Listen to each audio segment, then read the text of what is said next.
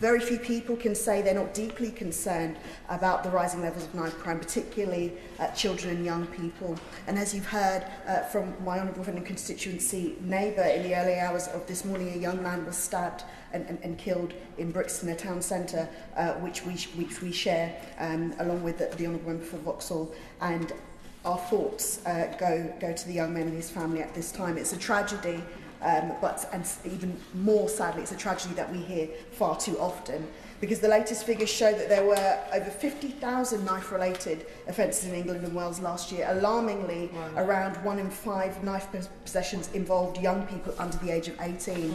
And in 2023-2024, there were 53 records of homicides using a sharp instrument where the victim was aged 13 years to 19 years. And though these statistics are alarming, we have to remember that these aren't just numbers, they are young lives that are being lost, and with each of them comes a family that will be left grieving and a community that is scarred.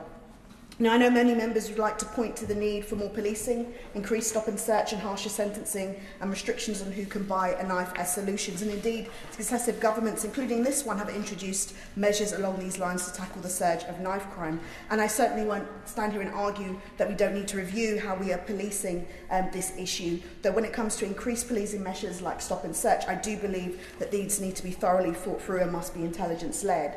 But increased policing and sentencing is not the only solution, and I would very much argue that it is not a solution that could work on its own. Youth crime and knife crime are a wider societal issue that require a holistic approach.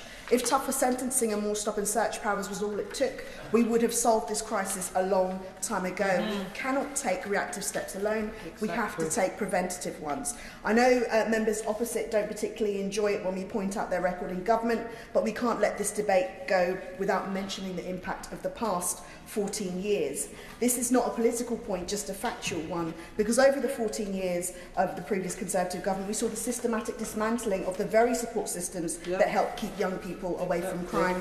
Research from the YMCA showed that youth services had been cut since 73% since 2010, with over 750 youth centres and youth closed and youth workers falling to a third of 1,662 full-time equivalent roles.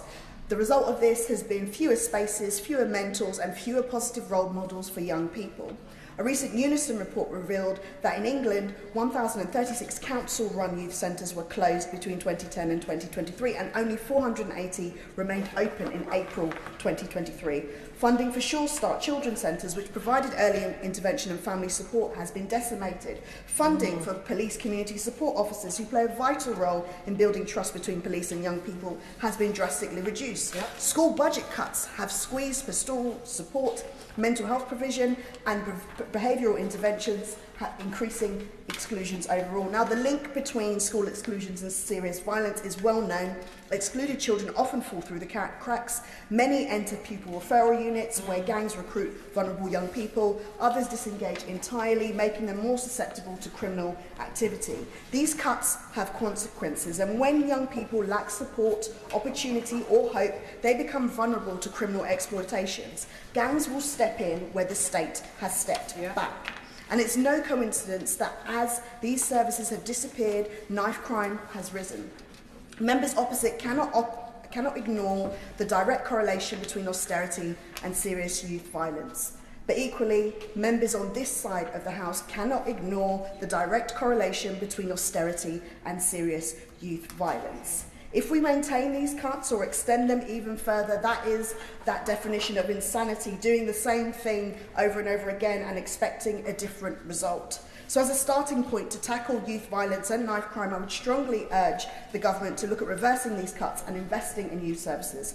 I also urge the government to look at how local councils are tackling this issue. I'd like to point to my own council in the Borough of Lambeth. Lambeth Made Safer was launched in 2021 by Councillor Jackie Dyer. It takes a public health approach to violence reduction, focusing on prevention, early intervention and community-led solutions. It prioritises targeted outreach, family support and investment in community initiatives. It is obviously woefully under-resourced, but this is the kind of initiative, community-driven approach that should be rolled out nationwide. There is no simple solution to this crisis, but we can begin to address it by ensuring young people have the wraparound services that we know prevent them from being involved in or the victim of crime.